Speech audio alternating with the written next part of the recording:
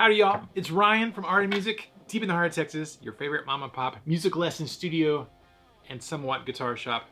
And today I'm going to give you some tips on how to make bar chords easier to play.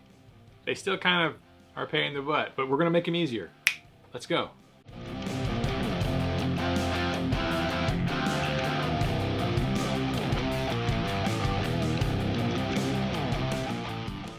So I'm going to give you some of my favorite tips to getting better at bar chords. The bane of every beginner guitar player's existence, really, I think, is bar chords. It's the first, what I consider to be really difficult thing to do on guitar in the early days. But let's get right to it. I'm going to show you the mistakes I made as a young guitar player and then give you some tips on hopefully how to make it better. Okay, so a lot of guitar players struggle with bar chords and they kind of suck. But I'm going to give you two approaches. The first approach that I'm going to give you on how to get better at bar chords is comparing it to the open chord that it's built from. So for example, hopefully you know how to play an E major chord. I'm using Mrs. RNA's guitar.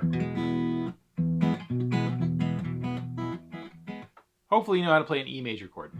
If you're working on bar chords, you better have your open cowboy chords already done, right? You definitely don't want to start with bar chords.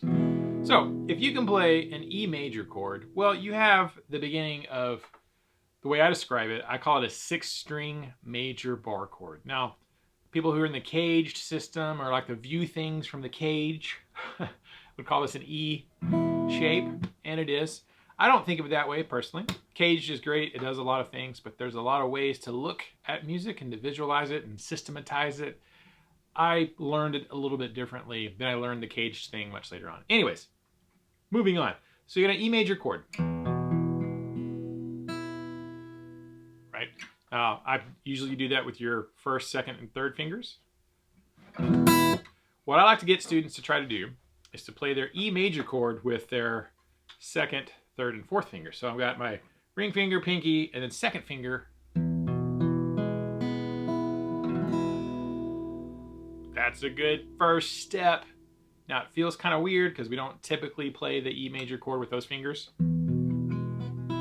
First finger's hanging out over here doing nothing right now. All right, now if you can do that, you're good. If you can't do that or you got some dud notes, then you got to work on getting a clean E major with these fingers. If you can't, practice that. Okay, now once you can do that pretty cleanly, I like to take that up to, let's say the 7th fret, yeah. Yeah, so we're gonna move, I got my ring finger, 7th fret, pinky, 7th fret, middle finger is on the 6th, right? A string 7, D string 7, G string 6. You get a nice chord here too, by the way. And that's what you want to try to do. Get that chord with those fingers. Okay, now if you can do that, here's the strategy. You got to keep that the same. Keep all these fingers the same, and then come in and add your first finger on the 5th fret. Now if you lose it when you add in the first finger, but without the index finger, you can do it. You know, you may have to reposition your thumb. Your thumb might be drifting. You might need to, I know you can't see my thumb. It might be shifting over. Examine where your thumb is. I've got it mostly kind of lined up with my second finger, my middle finger. But the trick is to add the first finger without changing any of these bad boys. And you may get some duds in there, right? Oh, there, made it. I've had quite a few students who couldn't do the bar chords. I was like, can you do this E? I mean, they tried and tried and tried, couldn't do the bar chords. I had a good friend of mine, Tim, who was like that. He could play all his cowboy chords and open chords, but if we ever had a song with a bar chord in it, he had to capo it or do something cheater chord to get around it. I did this for Tim, like, Tim, don't start with these fingers first, then add the first finger. And he could do it. He's like, holy crap. I've been trying to play bar chords for like 5 years and couldn't do it. And then, I mean, he immediately could do it. My thought on why this works, let me explain that. Because I think what most people do and what I did when I was a young player is I started with the bar. Clamp that first finger down, you know, where I'm holding down all 6 strings equally. You don't have to do that. What I'm really doing is I'm kind of curving that finger. So I have some pressure on the 6th string, the E string, and then I've got some pressure on the 1st string. So I'm pinching those. But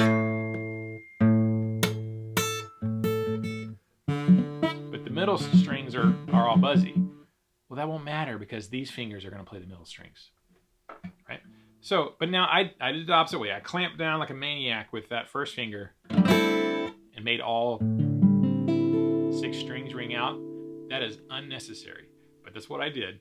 And then I like just struggled like struggle bus city to get these fingers in there. And eventually I learned how to play bar chords. It was a pain in the butt. My hand hurt. I was like, it was a struggle. It took a while, but I did it. I learned them what I would consider the hard way, which can be done, but if there's an easier way to learn something, why would you not take advantage of the easier way to learn something? All that matters is that you learned it. Doesn't matter if you took the hard road or the easy road or the middle of the road. All that matters is you learned it. Okay, but that was this mistake I did as a young player, and it's something I've seen a lot of people do. They start with the bar, and then they try to add in these other fingers. I think if you approach it backwards, start with your other fingers first, and see if you can get every string to ring out, you'll be in good shape. And then try to add the first finger. Again, some people call this the E shape, and then of course it's movable.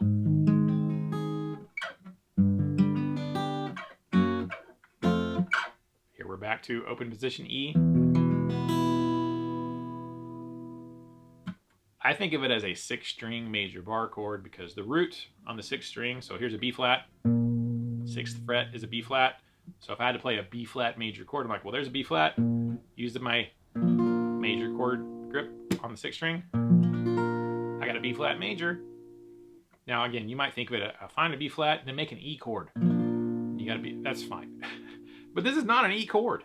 It's a B flat major. Okay. So the first strategy is work on the fingers that are not the bar or not the finger that's holding a bunch of strings. More than one string. Okay, that's my favorite strategy. A second strategy that I think is useful is to start, so let's go back to an A on the 6th. We're going to play an A major bar chord. So 5th fret. Another way to attack it, I think, is to start building it from the high strings or the treble side strings, right? So 1st string, 1st fret. There's your A, right? Okay, well, what do we just add one more string to it, right? So there's the start of your bar. So right, one finger, 5th fret, 5th fret on the B string and E string. Okay, can you do that? Can you bar just 2 strings? If you can't, practice. Right? Watch your thumb position, by the way. A lot of people try to do this, the thumb over the top. You can't pinch very well with your thumb back here. Your thumb needs to be in the back as leverage. Okay, great. Now then add in the very next string, your G string, right? 6th fret. And now you have a bar chord. It's a super small bar chord. It's only got 3 notes.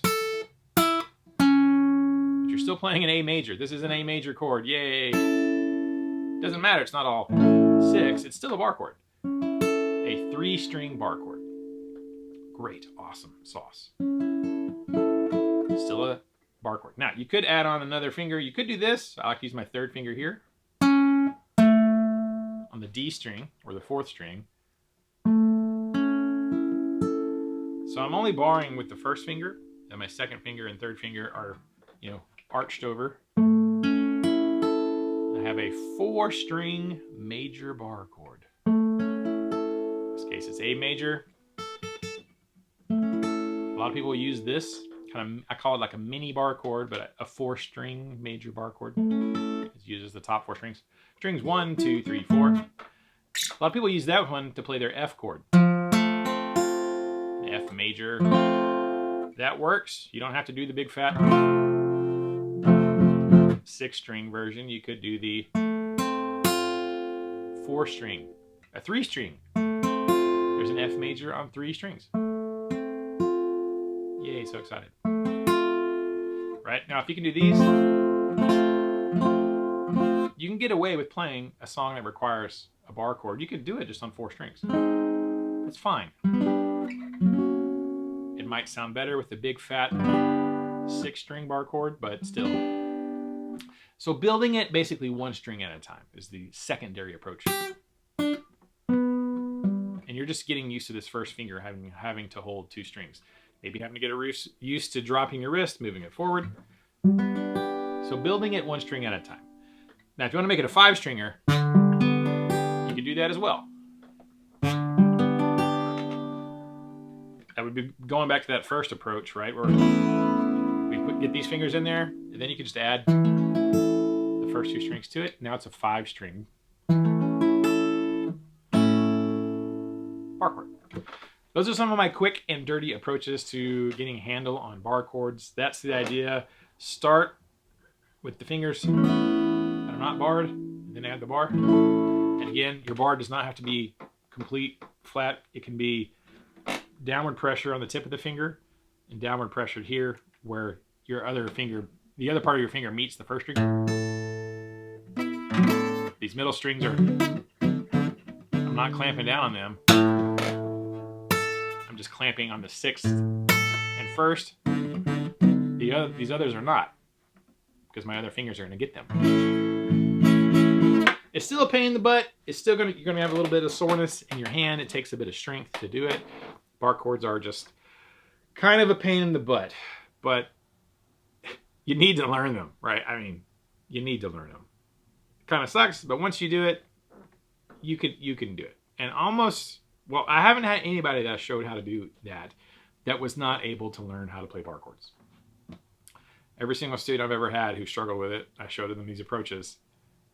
They were able to learn to play bar chords. Now, they had to practice. They had to go home and put in those strategies and not do it the way they had been doing it. But they've all been able to learn it. So this is something I've been meaning to do for a while. Quick and dirty tips.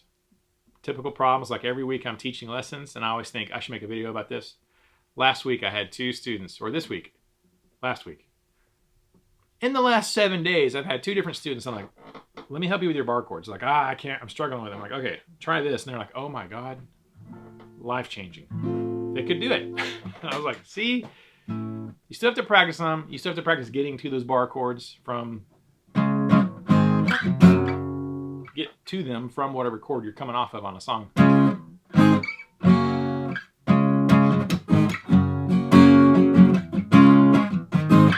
You still have to practice changing them. There's strategies for that as well. But hope you guys found this helpful, and girls. And look forward to more videos. I've made a commitment. I'm going to try to do way more education and teaching videos in 2025. You can go watch the last couple of videos back, and you'll understand why the end of 24 and the beginning of 2025 was pretty rough for us at RNA Music. But hopefully we're back. And I'll see you in the next video. Until then, keep the music alive. Don't forget it. The music needs you. We need the music. We need to keep it alive for the next generation. See y'all next time.